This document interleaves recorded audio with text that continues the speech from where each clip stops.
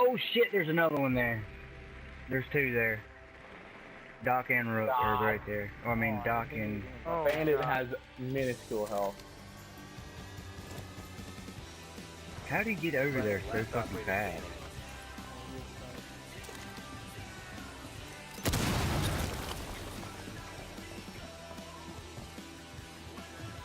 They're all at the back.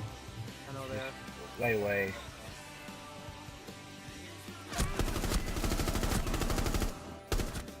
Alright, they're coming back for you, buddy. I know they are. I know they are. Look at this dumb fuck. Yeah, he is. You're not gonna be able to peek it.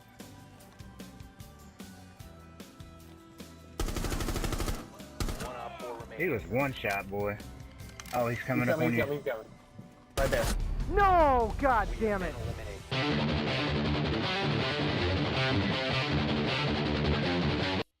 What is up, you guys? Joyceinator back here again, and as I'm sure you can tell by the title and probably the thumbnail of this video, I'm going to be making a Rainbow Six Siege video today.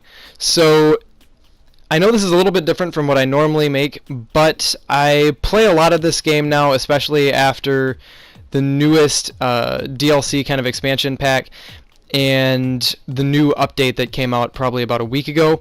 So I'm just going to be going over some stuff that I've noticed about the game since the new update and some of the other stuff that's come out for the game. As you can tell by the title, it's called Roaming Rook, which sounds really weird and probably kind of strange for people who actually play Rainbow Six Siege, but I'll explain how it works in just a second. Now, before I can get really too far into the strategy itself, we're just going to have to go over some basic stuff about how the math of it works before I can really get into it. So you'll notice in my loadout, I'm running the MP5 with red dot, muzzle brake, and vertical grip. Now, muzzle brake is one of the things that makes this so possible compared to how it was before.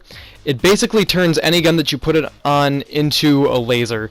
It's incredibly noticeable accuracy bonus, and it really helps out with medium to longer range engagements if you're running a gun like the MP5 that requires sustained fire in order to actually get kills.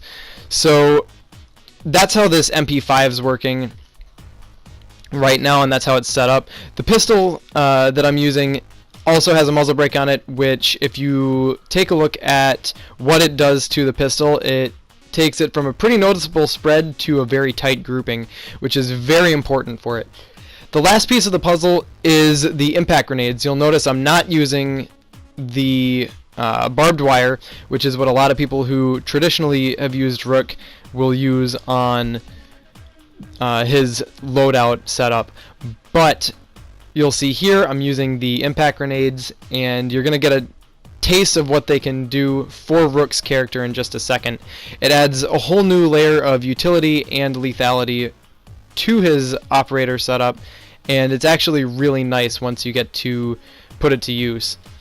So right here, because I have really good position on these guys, they're not expecting me to come down the stairs, I basically get a free kill on that buck who's coming in. Out come the impact grenades, and Gotcha, bitch. right there. Looking again at the loadout, notice how the weapon spread moves slightly up and slightly to the right, which is very nice for a lot of encounters. A lot of the time you'll be peeking a corner and you'll start shooting at their left, and it just spreads right up into the right into their face and upper chest, which is super nice for engagements around corners or peeking down through a ceiling breach or up through a ceiling breach, whichever you may find yourself encountering. So this is basically how a Roman Rook round takes place. I set down my packs right away, start scouting the area out for things that need to be done away from the objective. So right here we're in Clubhouse. I go upstairs almost right away to seal off the ceiling breach because I know that it's not there. Now, for people who are saying, well, why are you doing this with Rook? You could do this with anyone. I recognize that Rook has 3 armor and 1 speed, and normally roamers have, you know, at least medium armor and speed, or have high speed, low armor. But the nice thing about Rook is that his armor packs give you that extra layer of durability, so they can come into contact as attackers with someone that they expect to be much weaker in a gunfight.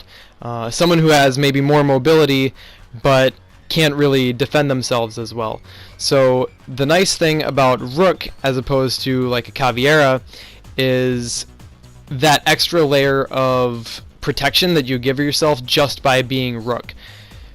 Now, another reason it's so nice is the impact grenades allow you to, and you'll see this in the next clip, but they allow you to have that mobility that you lose from the armor brought back to your character. So, and I'll explain more about that when I get there, I guess.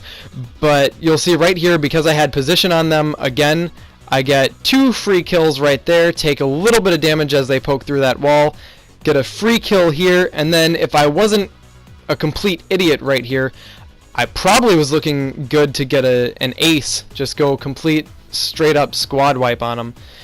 But anyway, the impact grenades, as nice as they are for dealing with enemies and adding that extra layer of lethality, they're also very nice for gaining that mobility. So in the past, unless you were using his shotgun, you would have to run all the way around and go all the way down the stairs just to get out of this room into a different level of the building as Rook. But now with the impact grenades, I'm set up for medium to long range engagements. I can just blast through that hole in the floor and go right down into a place where they won't be expecting someone nearly this tanky. I move right into the tellers and start boarding stuff up, and they don't even remotely expect me to be there. One of the nice things about this setup, especially for new players to the game, is that it forces you to move outside of the objective area when you are defending. This is particularly nice if you don't know the maps yet and you're looking to get more knowledgeable in the game.